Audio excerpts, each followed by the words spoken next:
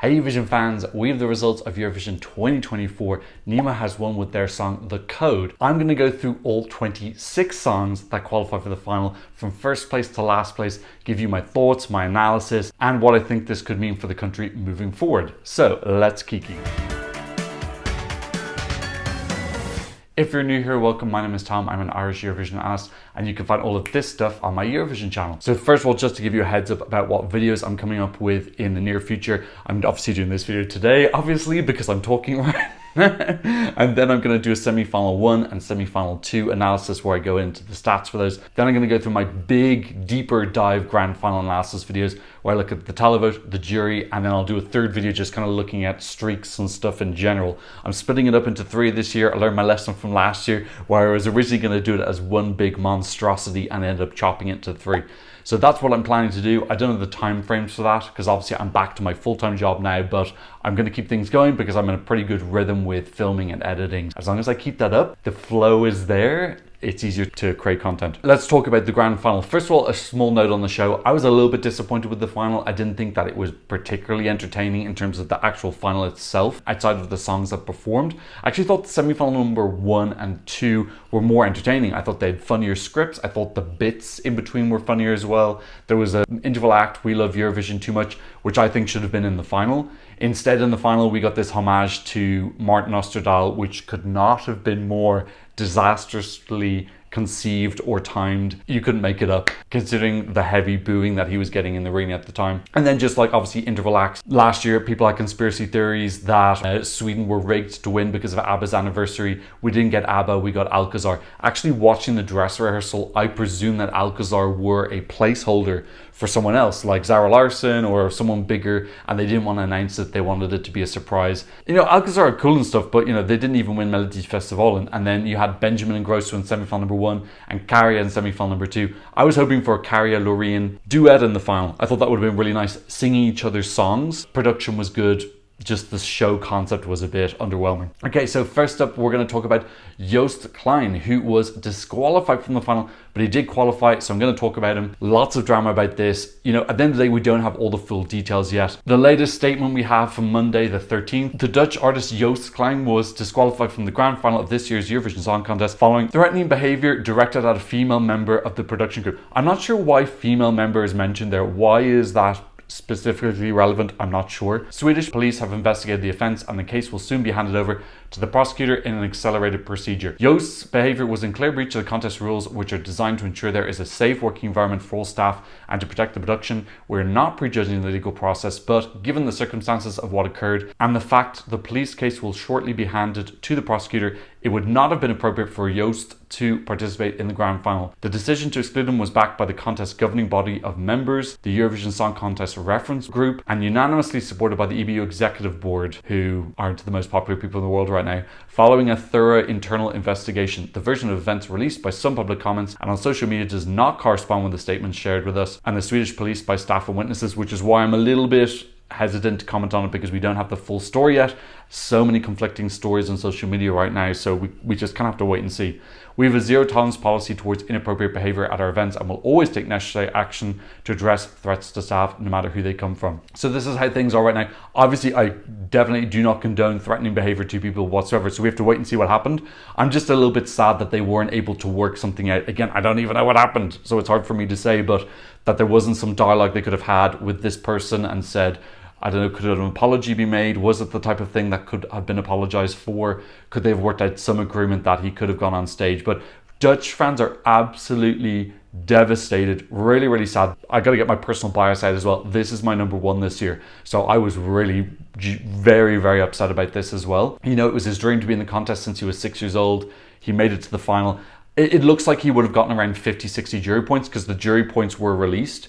And then I think he probably would have won the televote by a sliver, by a small margin over Croatia. Apparently this is the biggest hype that there's ever been in the Netherlands for Eurovision, ever. I think even more than when they won in 2019. I think this was just the biggest hype. And there's just this overwhelming wave of disappointment from Dutch fans. I don't know, the people talking about the Dutch possibly pulling out next week. Cornald Moss, who is one of the commentators, was really angry giving an interview. We'll have to wait and see. It could come down to what happens with the executive supervisor. So if Martin Oosterdaal does step down and is replaced by someone like Sietse, for example, maybe that might encourage the Dutch to come back because there's a Dutch person in charge and they know that what happens isn't going to happen again.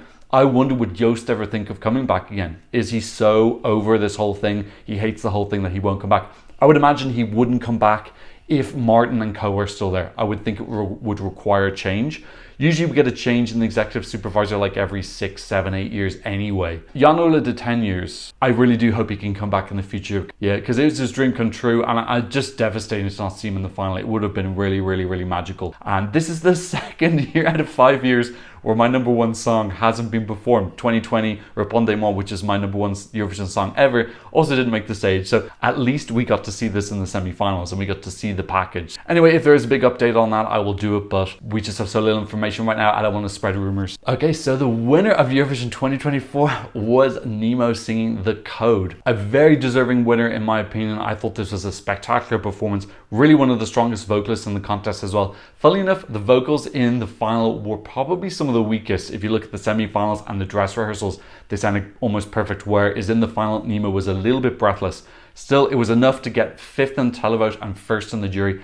There has been a little bit of controversy about this, the fact that Nemo was 5th in the televote, but I do think technically you got to look at it. So they were only 1 point behind France. So you could say that they were joint 4th in the televote, and then Israel had a huge solidarity vote as well. So I think their televote was quite inflated. So yeah, you could argue that maybe they would have been joint third in the televote otherwise. In any case, I thought this was a really deserving winner. I think the stage show looked incredible. Really, really love Nemo as a person. What a real amazing ambassador for Switzerland. Dan from Eurovoix asked a question about people not being able to bring in the non-binary flag, and Nemo themselves said that they had to smuggle it in, and saying they broke the trophy. That can be fixed, but then Eurovision needs to be fixed as well. So like, I think a lot of people are thinking Eurovision needs to be fixed. This year was just an absolute shit show. What an absolute gigantic ball of stress it was this year. And I definitely think that the EBU upper levels need a bit of a shift or shake up or just change in policy, because I don't think that the contest and the fans and the artists can go through another season of this. It's just not sustainable in its current state of just volatility and the schism that's existed in the community. But amazing score for Switzerland, getting 22 out of the 36 available, because they can't vote for themselves. Super well deserved. I thought this was like really, really next level wow staging. The concept of the disc. I was tweeting about this during the week that I think that this looked like a winner in terms of the staging concept. People were calling it a satellite dish. I thought it looked really, really cool. The way that they use it to make all these incredible tableaus, and then the spinning moment with all this like dizzy chaos going on. They made a change in the outfit as well, which may or may not have made a difference. Who knows? They were only 44 points out of Croatia, so that adaptability, listening to feedback, may have helped also. I don't think the outfit would have made 44 points difference. And this is Switzerland's 3rd win after Celine Dion and then winning the very first edition with Lys Asia. There was 32 years between their first and second win, and then 36 years between their second and third win. If you watched my risers and fallers video that I did a couple of months ago, Switzerland number 1, they've made the most changes in the last 5 years and have improved the most. And I think this is the culmination of that, is that if you make these big changes in your system, they use a demoscopic jury, they use peer review groups, they do focus groups to kind of whittle out which songs people actually respond to. They've come up with their own like cool, unique internal system. They have a songwriting camp as well where this was written. Taya actually told us that this song was amazing. This is innovation. This is the delegation coming up with a new strategy. Switzerland are one of the big shots in Eurovision now. No doubt about it. This is not a once-off. This is the culmination of many years of improving their selection system. Okay, next up, let's talk about second place. It's Baby Lasagna singing Rim Tim Tagidin. The best result for Croatia ever under the Croatian flag. They technically won in '89, but it was under the Yugoslavian flag. Under the Croatian flag, this is their best result ever. They previously had 2 4th places. Now they've got a top 3 finish, coming second. They won the televote and came 3rd in the juries. I'm pretty sure that's their best ever jury result ever. So just a lot of best results. I'm not going to tell Croatian people how to feel. If you want to be disappointed, that's absolutely fine. But all I can say is I'm so super proud of Baby Lasagna. I think he's worked his absolute ass off from the door final, where things looked a little bit messy, cleaning everything up, the costumes, his confidence, just doing so many shows to work on his staging ability and his performance. I think he gave his heart and soul into this. He did so many interviews. I think the boy worked his ass off. I don't think there's much more that he could have done. You know, I was saying, are HRT going to support him enough? And it seems like they really did. And you know, his girlfriend's been amazing as well in supporting him emotionally and also creatively. She was one of the main people who came up with the music video. I know that Croatian people are disappointed, but I feel like this is the start of a momentum shift. You know, sometimes there is an element of belief in Eurovision, like, is it even possible for us to do well? You know, we did a similar thing with the UK when Sam Ryder came second. It was like, yes, you can do well. You just need to send better stuff. This is the same thing for Croatia. Because before it was, can we even qualify? Now it's like, if you send something really amazing, you can be top 3. It doesn't matter if you're a smaller country or not. This gives me a lot of belief in Croatia. Hopefully this lights a fire under people in the music scene back there that they want to apply to Dora. HRT are stale as F. So yeah, that's still a problem, and hopefully this will pressure HRT into making some changes. Maybe they'll want to keep up the momentum last year, but this song was an alternate in their final, which is absolutely scandalous, and it was only 44 points away from winning Eurovision. So they definitely need big changes in HRT. Bring some new people in. They need to change things up. I know that, for example, one of the places in Dora was taken up by a TV presenter who was friends with some of the organizers, giving this really bland song. So that type of corruption just can't exist if you want your music scene to flourish. So really hoping that Croatia can build on this momentum next year, qualify again for the 3rd year in a row. They've qualified 2 years in a row now, keep in mind as well, after having a 4 non-qualification streak. So they've got this really great momentum, not just this year. Last year they had great momentum as well. People were excited about Croatia. People were so excited about Croatia this year. They need to keep up that excitement, because like Switzerland, if you're constantly sending great entries every year, you will win eventually. Croatia, Switzerland, Finland, these are 3 countries now who are really upping their game and coming for a win and putting themselves in that conversation at the start of the season of who are people excited for, who do you think can win. There's some other countries that I just don't even consider can win when I'm trying to decide, okay, early guess who's going to win this season. Great result for Croatia. I'm so happy for them. And baby Lasagna and all the love that he received, so heartwarming. It makes me want to visit Croatia. It's like such a good tourist advertisement for them. I really want to go to the country again. Okay, 3rd place we had Ukraine. It's Aliona and Jerry Hall singing Teresa and Maria. Another fantastic result for Ukraine. I know lots of people will say that this is only there because of a pity vote, but I'm going to point out, as I always point out, that before 2022, when the war escalated, Ukraine were ranked 4th out of everybody. They had 6 top 10 finishes, 5 of those were in the top 6. Ukraine were already amazing at Eurovision before 2022. Just saying that this is also already is BS. That staging was beautiful. Really creative. Smthngnw, who is one of the biggest Ukrainian staging directors, who's done music videos for lots of big acts. Really beautiful concept, walking up the hill with this hand. That hand behind the body is one of the simplest indicators of how good Ukraine are at staging. That small detail just adds so much emotion and drama into the performance. It's so clever, and I expect that from Ukraine every single year. This was a fantastic staging. I love the golds and the silvers. I love that they didn't copy their national final. They came up with a totally new concept, which I thought looked much cooler. They elevated, they didn't just kind of like lazily copy and paste. Really beautiful, and great to see this country doing so well from the death slot. 3rd in the televote, 5th in the jury. That's the other thing as well. The jury also really loved this. This is Ukraine's 4th top 6 finish in a row. They're just amazing at showing off their culture in a new way every single year. We see so many like really exciting young artists, people like Yaktak and Anka, so really looking forward to Vibra next year. Okay, in 4th place we had Smthngnw representing France with Mon Amour. Amazing result for France. I hope that French people are excited about this. Really amazing position for Smthngnw, and super deserved. Their strategy this year was to get more interest in the contest, and it worked, because the viewing figures were 5.4 million, which is a huge jump for France, up 2 million, getting a 37% share of the TV viewing. So their strategy absolutely and utterly worked. Just sending pure talent, Smthngnw, one of the most amazing performers and singers in the contest, and getting rewarded for this. Yeah, this was amazingly heartwarming to me. 2nd in the jury, super deserved, and 4th in the televote. So just showing that when you send someone really great, you can get a great result. And France are in the most insane momentum right now in Junior Eurovision as well. They won again in 2023. They've got this year-round system, because now the team will switch to Junior Eurovision. They aren't hosting it because they've given it to Spain. but they're just in this great cycle. Really unusual how early this was released. It was released in November. It just shows that it doesn't really matter when the song was released because the majority of people are watching it in the Eurovision final for the first time. So it still came fourth in the televote, despite the fact that we had already been listening to this for 6 months. That's why it's kind of hard to judge the songs which came out earlier. Ukraine's song as well also came out early January. And Croatia's song was kind of mid-January as well. So we saw 3 of the top 4 a long time ago. We've been living with these songs for a while. I hope that this continues to build the momentum of Eurovision being a little bit more respected in France. I do feel of the big 5, it has one of the worst reputations from what French Eurofans tell me. So I'd love to see them build on this, get another big star next year with a great song. It's not just about being a big star. We saw that with Ollie Alexander. You know, you can be established and it might not work. You've got to bring the full package. I do think having someone who's very strong vocally helps a little bit. I'd love someone like Indira, who I think is magical, but I don't know if that's a little bit far-fetched. But so happy to see France getting a lot of love. Okay, fifth up we have Israel. It's Eden Galan singing Hurricane. Now I'm going to be talking a little bit about politics here, so if you don't want that, which I totally understand, I will leave timestamps in case you want to skip ahead. I don't want to be talking about politics on this channel either because it's not the purpose of it, and also I think political opinions are personal. But as it appears that this situation is going to carry over into the next season,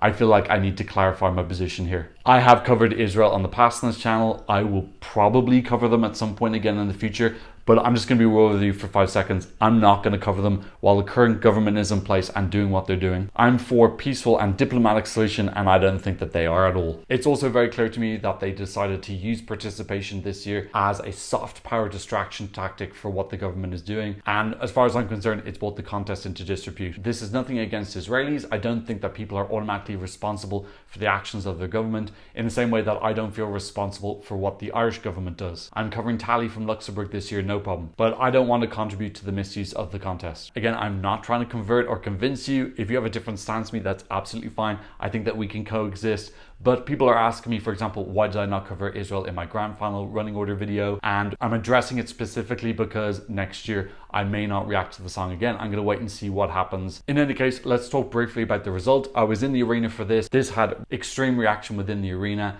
On TV, they use anti-booing technology, so people at home didn't hear this, but this got very loudly booed.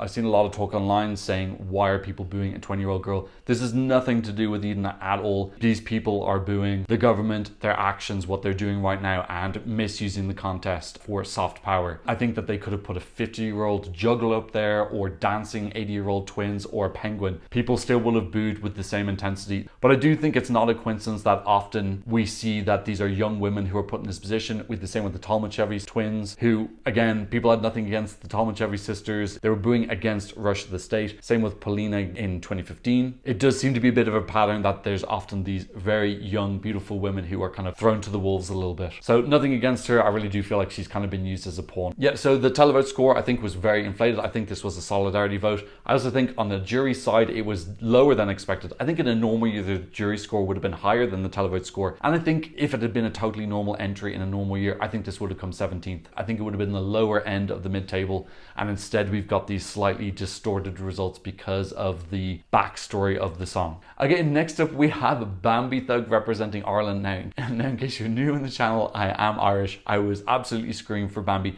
This is hopefully a renaissance for Ireland. Absolutely incredible. So Bambi has been working with their team in London, who've been doing their styling and creativity, and also working with this super exciting new staging director, Sergio, I hope I'm saying his surname right, Jean, J-A-E-N. I'm sorry, sir, who I had the pleasure of speaking to in the press room afterwards. This guy's so exciting. He is incredible. Now, this is a mix of the creativity from Bambi and also Sergio together. And also, Michael Keeley needs a lot of credit for this. He's gotten such a hard time from a lot of Irish fans, and now people need to give him his credit because he's gotten us a 6th place finish. 6th in the jury, 6th in the televised, 6th in combined. I think Bambi will really appreciate the 666 reference. You couldn't make it up. But yet this absolutely magical team just being given a lot of creative freedom from Michael Keeley and being allowed to shine. There's some delegations which are a little bit more rigid. Like I I'm not going to name countries, but I think there's certain countries where they would not have allowed the staging. Absolutely would not. Whereas Michael is like very much, if you've got something great, I will allow it. It's a double-edged sword, because then if you have an artist who isn't very creative, then what are you going to do, because they don't have the creativity to fill up that space. The flip side is it can work incredibly well, because when you've got someone like Bambi who's just got thousands of ideas and they have this team. I was saying before in my Ireland video about how Bambi's got these fashion connections and visual connections and auditory connections in London. They're part of this huge artistic community, and this is the culmination of that, being able to source and find Sergio, who was absolutely incredible. I'm so proud of this result. I thought this was one of the most stunning stagings of the whole final. It looked super amazing, like a horror movie. Sergio has a bit of a background in horror movies, so I thought that this is just incredible, and so nice for the Irish fans to have a break from the misery. Only 2 qualifications in the last 10 years, will take it. 6th place finish is absolutely fantastic. Everyone's so delighted. I was saying at the start of the season, I just wanted to qualify, to not only qualify, but to get 6th place. My God, the best results since 2000. Jedward were 8th in 2011, and Eamon Toll was 6th in 2000 with Millennium of Love. So it's our best results since then. So excited for next year. I'm hoping this will light a fire under the Irish music scene, because this really does show that we have a similar thing to the UK. Nobody likes us. It doesn't matter what we send. It's all politics, all this BS. This totally flushes that down the toilet in one go, because actually you've got someone who's super talented, super creative, has just brought this incredible show, and we get instant gratification from the jury and the televote. It's like it just throws all that stupidity out the window in one go. It's so delicious. This buys us like 5-10 years of freedom from all those people who are saying that Eurovision is all politics and we can't do well. We just need to do better. We need to like send better stuff and send more magic and up our game. This was Bambi upping the game, upping the standard of staging. Not just for Ireland, but for everybody. I think everybody was talking about the staging and how incredibly wow it was. And we need to realize that we are responsible for our results. Bambi took this bull by the horns and just ran with it. Incredible, super well deserved. And I'm hoping that Bambi can be involved in some sort of like advisory role, because they've really been so good. They can help maybe in pairing up whoever wins Eurosong next year with a creative team to help amplify. And I'm hoping Eurosong next year will have our own standalone national final. I'm starting my own little mini campaign where I badger RT1, give us our own national final. Maybe we can organize something so that we can all badger them together, but we need our own show at this point. No more piggybacking on the Late Late Show. It just doesn't have the facilities to show off people's entire staging concept. Okay, next up we have Italy. It's Angelina Mango singing La Noia. This is Italy's 7th top 7 finish in a row. That is absolutely and utterly insane. They had a streak of 6 top 6 finishes. Now it's 7 top 7 finishes. Maybe next year will be 8 top 8 finishes if they finish 8. Who knows? Italy live in the top 10 because they send fantastic artists with fantastic songs. I feel like the staging was a little bit underwhelming this year. I knew that Italy wasn't going to win because there just wasn't really any magic in the staging. If you look at Nemo and you look at Baby Lasagna, these are real incredible wow experiences. And I don't really feel like Italy that often bring the wow. I feel like Måneskin did bring it with this incredible risky fashion and this incredibly rocking out energetic show, whereas since then it's solid, but it's not like this wow experience. I thought the Brividi didn't have wow staging. I don't think this had wow staging. Very competent, decent staging, but nothing like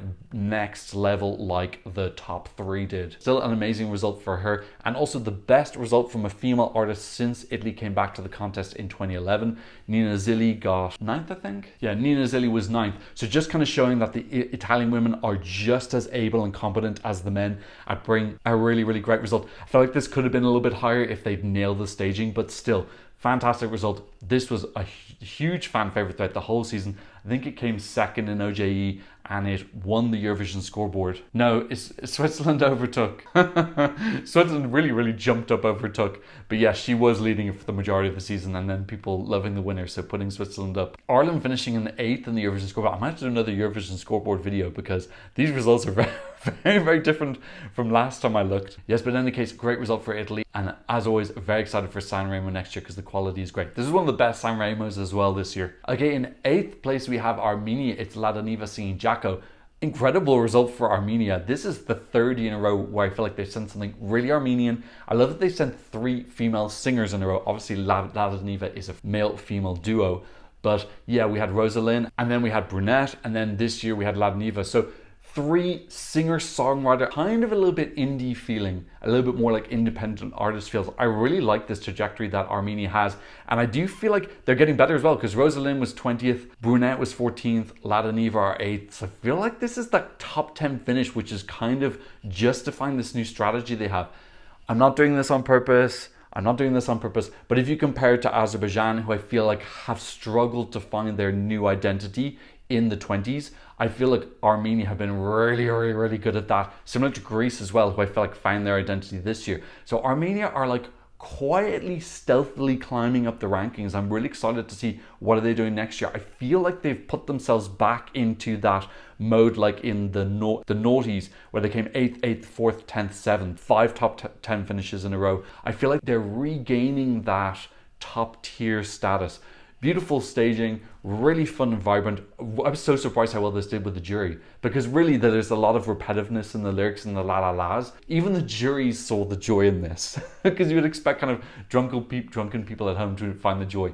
But sometimes you think of the juries as being a little bit more stern, but they love this as well. I wouldn't say this is a sneak. I don't want to say this wasn't deserved, but it did better than people were expecting. It makes me very excited for Armenia next year. They're doing amazing in Junior Eurovision as well, regularly being in the top of Junior Eurovision. So that Armenian team deserve a lot of credit, because they're really making some great decisions in recent years. In 9th place, we have Sweden. Marcus and Martina singing Unforgettable. They didn't get forgotten. They were in the first running order slot, and they did really well. They got 8th with the jury and 11th with the televote. Now, the televote points are really kind of, the curve is very extreme. But yeah, they still got 11th place. So great to see that this early voting possibly helped them out a little bit. Fantastic show. And just Sweden getting another top 10 finish. So this is Ukraine and Italy's chance to kind of get a little bit ahead of Sweden, because this is one of the rare chances. That, again, top 10 has the 3 strongest countries in Eurovision: Ukraine, Italy, and Sweden. Once again, these countries consistently deliver, because Italy send quality, Ukraine get creativity, and Sweden send quality production.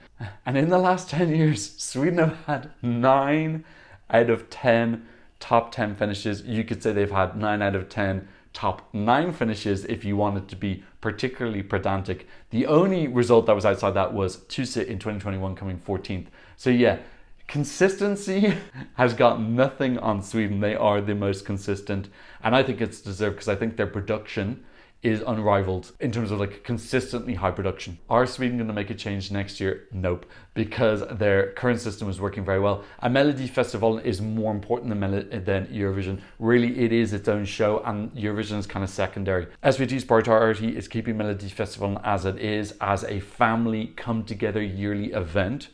And that's why the songs aren't going to change, because it's not subservient to Eurovision. Okay, so next up we have Portugal. It's Irlanda singing Grito. And I was speaking earlier about countries who've really turned things around. Finland, Armenia, Switzerland, and Portugal has to be included in that as well, because since 2017, they've been wonderful in the uniqueness and keeping their identity. A really fantastic top 10 finish for them. This is their 3rd top 12 finish in the last 4 years, and they've qualified 4 years in a row as well. So it's not only them being eclectic and different, but it's working. People like this. We knew that this was going to do really well with the jury. It's more of a jury song. Coming 7th with the jury. Nice to see that it got a bit of televote love as well. You know, not a huge amount. They got 13 points, but it wasn't shunned by the televote. Yeah, I'm just excited for Portugal every year now, because they're going to send something super unique in Portuguese.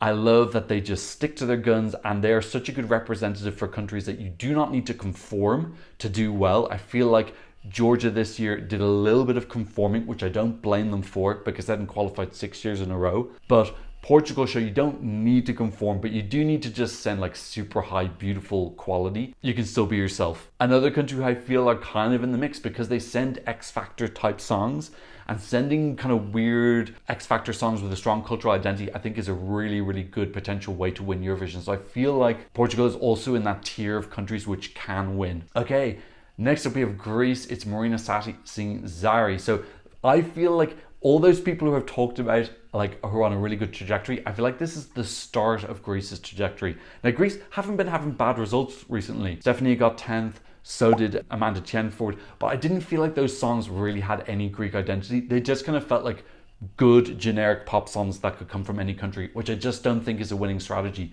This year they sent something that felt super cultural. I'm loving this song. It really went up my rankings a lot. I think it probably will end up in my top 10 because I love this staging. And I know not everybody does. Some people feel like it was a bit too empty or minimalist, but I loved how she just basically walked around the stage for 3 minutes. And I was still really, really entertained because she's so magnetic. And there was just like a charm and personality and rawness to the whole performance and just the risk in it involved as well. I love a delegation who's just saying, F it, we're going to do something different and try and stand out. This sounds so incredibly unique. There's nothing in the contest that sounds like this year. So this makes me super excited for what are Greece going to do next year, because I hope that there are Greek artists sitting at home going, wow, Marina actually did really well. She came 8th in the televote. She was 14th in the jury. She took a big risk, but actually did pay it off. She rolled the dice and she didn't roll a 6, but she rolled like a 5 at least, or 4 maybe. And she rolled a high number. I hope this makes it easier for the Greek delegation to pick somebody for next year. Don't go back to that old generic pop from anywhere, which will get you a top 10, but not any higher than this. I feel like this risky strategy, if they continue it, will get them top 5s and maybe that second win eventually. So really excited for Greece next season. They're one of my ones to watch. Okay, next up we have Germany. It's Isaac singing Always on the Run. Now, if you follow me on Twitter, you'll notice that I've done my wild basis predictions, which is where I like predictions about next season, despite the fact that we have absolutely zero information.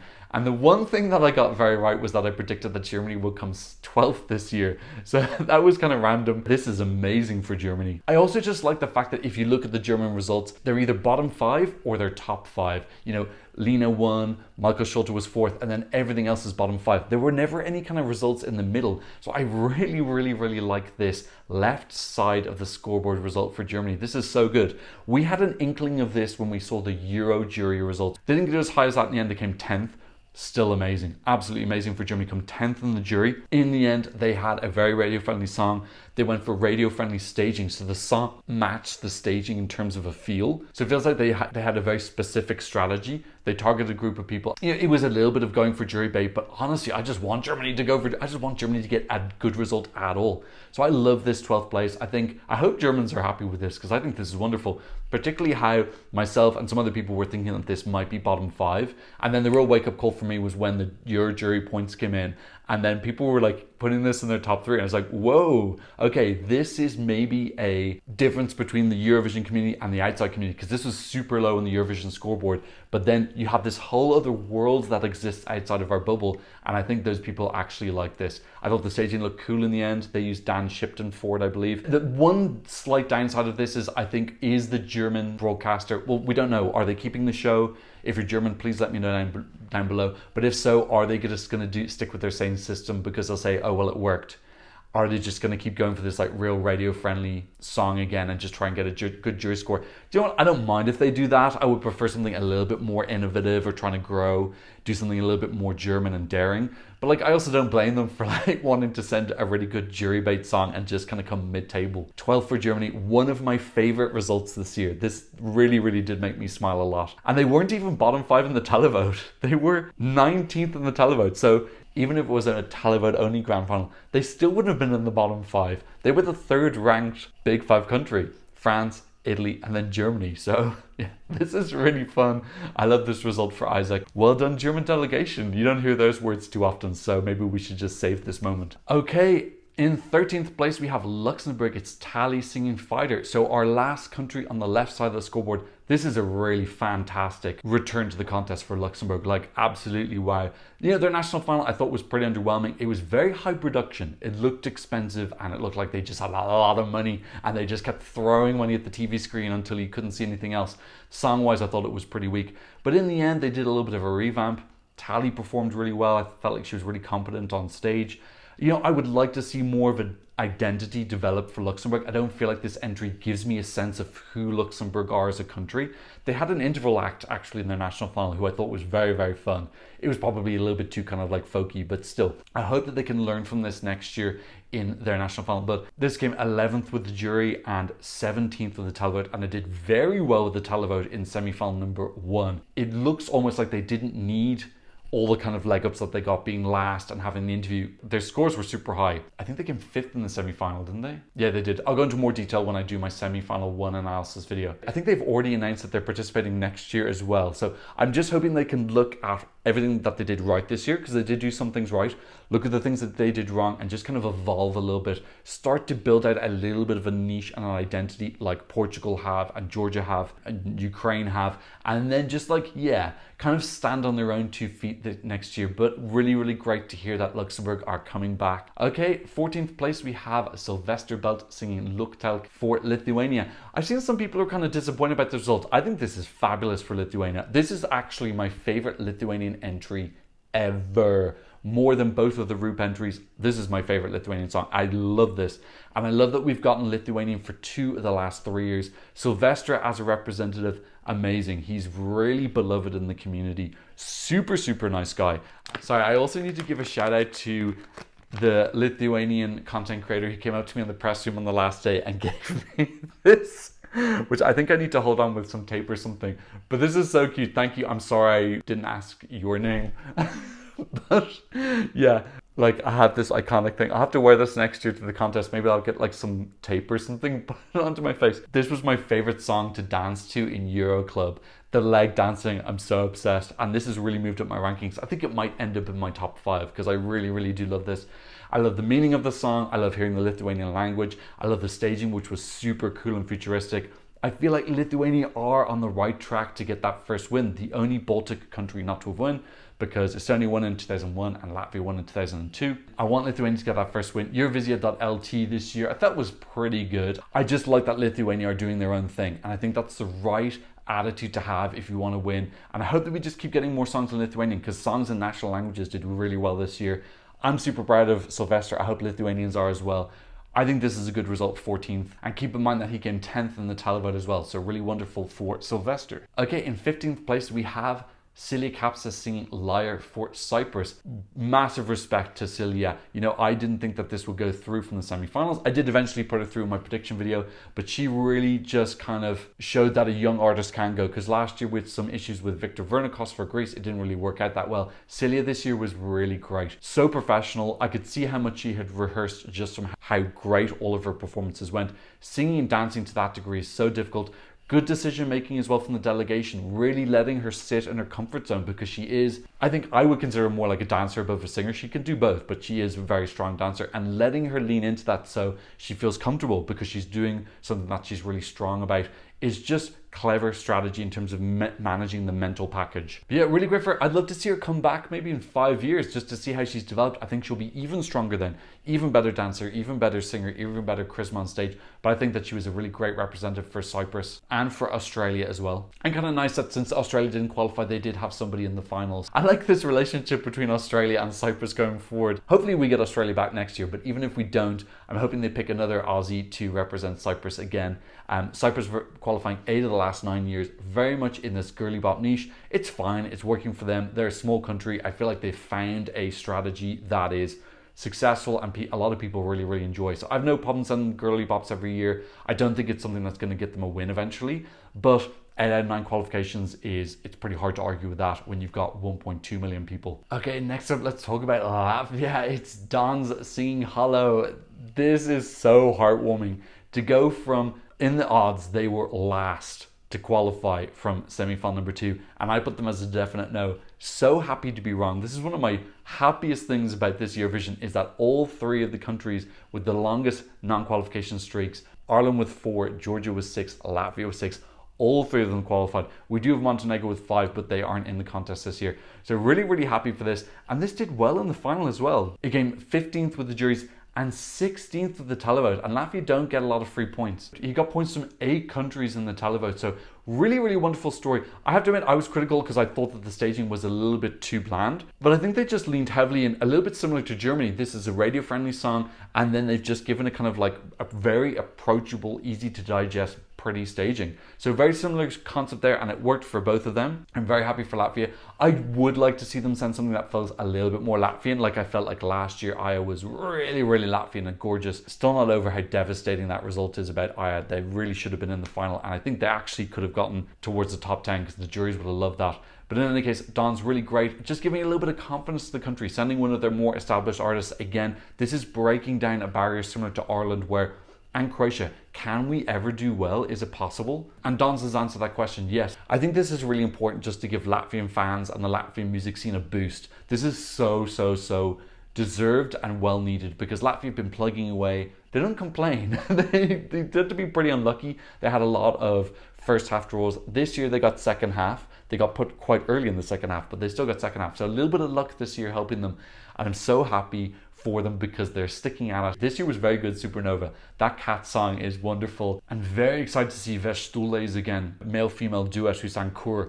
That was wonderful. So I'm excited for the future of Supernova now. I'm glad that we don't need to talk about Latvia possibly pulling out because Dons saved them. Well done, Dons. Really lovely guy as well. Great representative for Latvia. And also great representative for all the gym boys out there. Okay, in 17th place we had Serbia. It's Teodoria singing Ramonda. I told you in my prediction video that Serbia will be 9th, 10th or 11th in the semi-final, and I was not wrong. They were in 10th.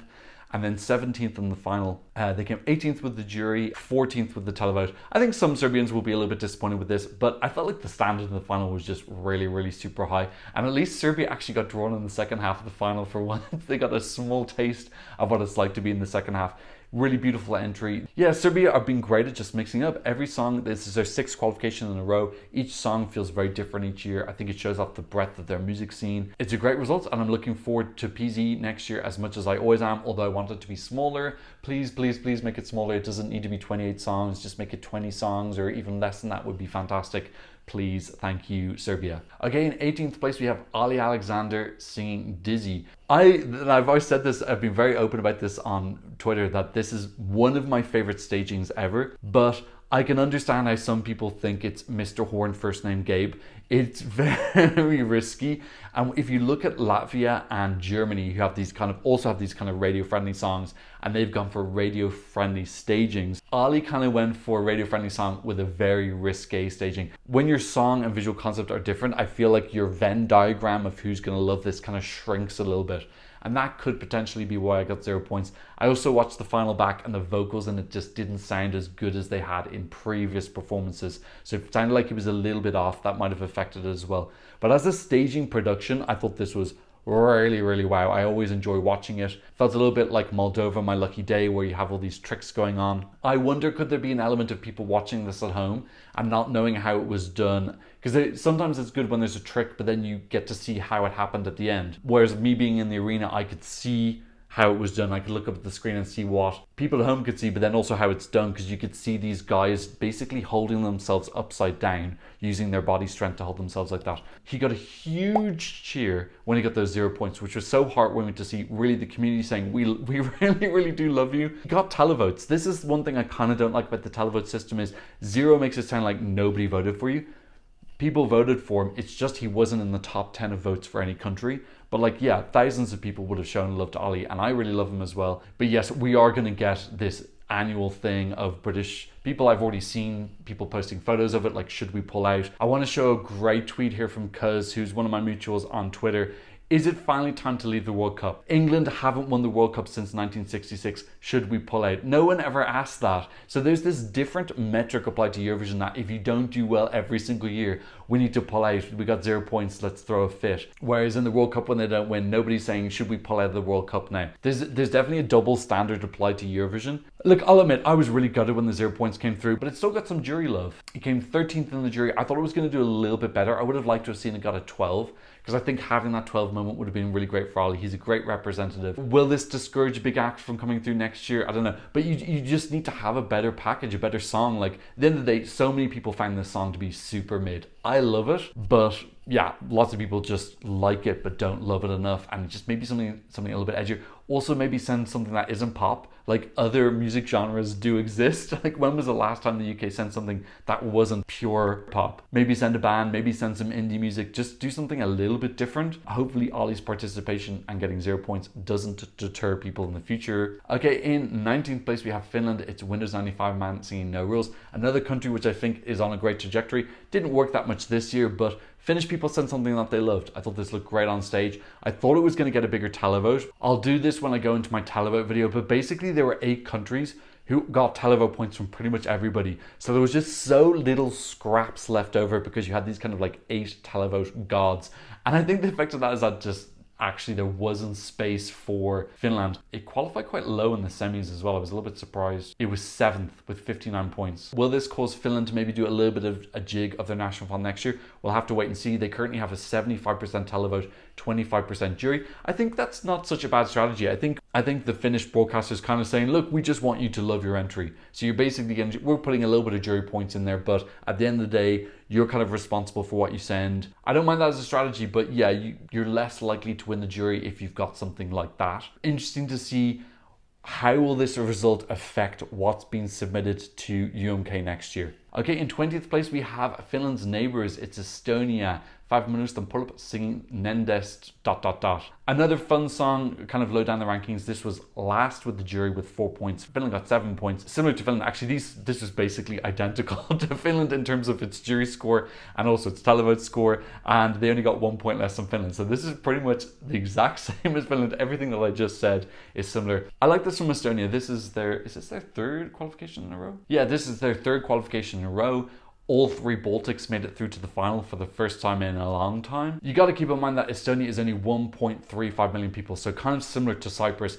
3 qualifications in a row for them is really, really great. I don't know what they need to do to kind of get up into the higher echelons, but again, when you've got a really small population, I just think you've got less of everything. You've got less wide producers, you've got less artists. I'm looking forward to next year. I would love to see Ollie represent them one year. I think that he's got a little bit of an X factor that he could do really well. Great result for Estonia. I think this looked great on stage and people in the arena loved it. Okay, so next up we have our first country in the bottom 5. So in 21st place we have Georgia. It's Nutsa singing Firefighter. Just on the tip of the bottom 5, which is a little bit unfortunate for Georgia, but still fantastic that they broke their 6 non-qualification streak. As I said earlier in the video, I felt like there was a little bit of a compromise here, going for something a little bit more mainstream, but using one of their strongest singers who had been in American Idol. Really love this, and also again, just giving a little bit of invigoration to Georgia. I think having so many non-qualifications in a row is really, really negative. This shows that Georgia can make it through to the final. Last year, Iru didn't, and she blamed it on diaspora. She went on a TV show and said that it was because of diaspora and stuff like that. And this just shows that it isn't, because Georgia sent a really, really slick package with amazing vocals, and they did make it through, broke that streak. I would like to see Georgia find that middle space like Portugal have, where they're still sending songs that qualify, but that just feel a little bit more Georgian. This did have like a Georgian instrumentation in it. I actually felt Iru last year might do that really, really wonderfully with Echo. I felt like it was a qualifiable song with a Georgian sound. They just messed up the staging. So they just need to make sure they got the budget, because this year Nutsa brought the dancers, which just really helped bring the song alive. She was amazing as well. Her dancing ability and still hitting those vocals was great. I think Iru would have qualified if she'd had backing dancers. I'm going to be real with you. If the staging had been like the music video, this would be 2 in a row for Georgia. So just kind of learning that you do need to kind of allocate the funds to do that, have a real wow show. And when you've got a wow show, you're going to qualify. But yes, I love that Georgia do their own thing. And I love this little hug that Europe has given Georgia as they're currently going through some difficult times right now. Okay, we're almost there. 22nd place was Spain. It's Nebulosa singing Thora. Spanish people told me after Benidorm Fest, I said, why didn't you pick St. Pedro, which I think would have gotten them a top 10 finish. Definitely top 10, top 5 with the jury, maybe not so well with the televote. And they told me that they sent something beautiful last year with Aya and they got paid dust, and they said, F it this year, we want something that we love. We don't care about the result. And to be honest, I think that is actually what I've seen online. I haven't seen any Spanish people complaining. Maybe they are complaining, but I haven't seen any Spanish people complaining about this. They've totally stayed true to their word. They love this. They wanted to send something that they super loved. It came bottom 5, but 22nd isn't that bad. It's not last place or anything. Actually, this is the first year in quite a long time that a Big Five is in last place. Only one Big Five in last place as well, which is kind of crazy. But yeah, I love this. I think this was really warmly received in the arena. The crowd went crazy for it. I wish that there'd just been a little bit more of the message in the song. It's making commentary on feminism, and then also the message with Manuel and Tira la Copa. I wish that had been included some way. I just wish the story and depth of the song. This is a super deep song, and I don't really feel like the staging showed that off. So I'm a tiny bit disappointed about that. This head of delegation has a terrible record. This I can't remember, is it Ana Maria Bordas, who they brought back in? She's just constantly in the 20s. I don't get the logic in her being there. Please, if you're Spanish, explain to me, why is this head of delegation being brought back when she's got a terrible record? But I didn't feel like there was a big elevation from Benidorm Fest to the final. It just felt like it was a little bit of a glow up, but I don't feel like they incorporated any story or brought in the Tira la Copa or anything like that. Why didn't they throw a cup during the staging? That would have been so much fun. Throw something on the ground, just embody a little bit more about what the song was about. So I felt like that was a little bit of a delegation fail for me personally. But I'm really happy that Spanish people love this and they got to have their moment in the final with a song that they love. Next up in 23rd place, we have Slovenia. It's Raven singing Veronica. Very happy that Raven made it through to the final. Beautiful entry, 2 qualifications in a row for Slovenia now. They've got a little bit of a streak going on. Some controversy at the start of the season about this internal selection because I think it was a little bit naughty. But at the end of the day, I think internal selections for Slovenia, I think these last 2 entries have been wonderful. You know, they've had some wonderful entries when they did the national final. I thought that Sebi was a really great entry in 2019. But I think this internal selection just seems to make more sense. Really just tap into your top talent if you can get it, offer them an internal selection. So I feel if they continue this on, they will eventually get their first ever top 6 finish. They've been 7th twice. Yeah, I think that's the first goal, is get top 6, and then we can talk about the first Slovenian win. But I think this strategy they have right now is the correct one. Really beautiful packages this year and last year, which had a lot of fans in the community. Yeah, I think Slovenia just need to keep plugging along and they'll get there. Okay, next up we have Austria. It's Colleen singing We Will Rave. Yeah, a little bit disappointed this is so low, but I said earlier in the season, I think this is going to be the fan favorite song that doesn't do as well with the community. I did my Eurovision scoreboard analysis video last year where I showed the community tends to prefer upbeat sounding girly bops, and this is like the quintessential one. Really great that she made the final though. Very disappointing to see that the feed cut out in her lift sequence. So she's this very difficult lift sequence where she's been thrown around in the kind of instrumental part of the song Bridge. The camera feed stopped, so that whole thing was missed. So all the rehearsing and training they did for those lifts totally omitted from the live stream in the final. I wonder why they didn't re-show it again. I think it's because they felt it might have been odd to re-show the song that people had just seen. That was very sad to see. I don't think it would have changed the result a lot. It's more just the amount of work that they did that was just like deleted because of a camera error. So I thought that was kind of sad. 5 points from the televote, 19 points from the jury. Yeah, like I just think these girly pop songs are just the type of thing that we love, that the general public and the jury just don't love as much. That's why it's so impressive for me when, like, for example, Eleni Frere comes second and Chanel comes third. I feel like a girly pop to come top 3, it has to be like so wow. But yeah, I still think this is really beloved in the community. Okay, last but definitely by no means least, we have Gote singing Ulvaham for Norway. A little bit sad that this came last. I had a lot of people this season telling me that they thought this could be a little bit of a secret potential winner. I always felt wasn't going to happen because I saw so many comments from Twitter of people saying they found the vocals quite jarring, and it reminded me of Blanca Paloma from last year. So I have a lot of people saying they didn't like how Blanca sang. There was something in the tone or vibration of her voice, and I had a lot of people saying that this year for Gote, Gunhild, the lead singer. Now, I didn't think it was going to do this bad. I'm not saying I predicted this coming last. I thought they were going to come like 17th, 18th in the same way that Tix did. So yeah, a little bit sad to see this come last, but I still think it's a wonderful entry for Norway. Still made it through to the final. It was 10th in the semi-final. Usually last place in the grand final is either a big 5 or 10th in the semi-final. So keeping up that pattern. I hope this doesn't discourage Norway because I do like them sending something a little bit different, but I imagine that we're probably going to get popped from them next year, just kind of going back to their a little bit more of a safe space. And this also kind of breaks their streak of almost always being in the top 10. So a little bit gutted for Gote fans that they didn't get the recognition from the general public, but yeah, maybe just a little bit too out there. I think in terms of running order, this kind of bit after the first half, we always see kind of is a little bit of weak. We actually see that 2 of the lowest televote scores came here, Ollie getting 0 and Gote, Norway getting 4. So I'm not sure if something happened there that a lot of people tuned out, or was it just that those were songs that people just didn't like. But yeah, I hope that this doesn't discourage Norway. I still feel like they're, again, one of these countries who are in the top tier of countries who can potentially win. That's what I thought. This video was so long. Oh God, it's going to be a nightmare to edit. Okay.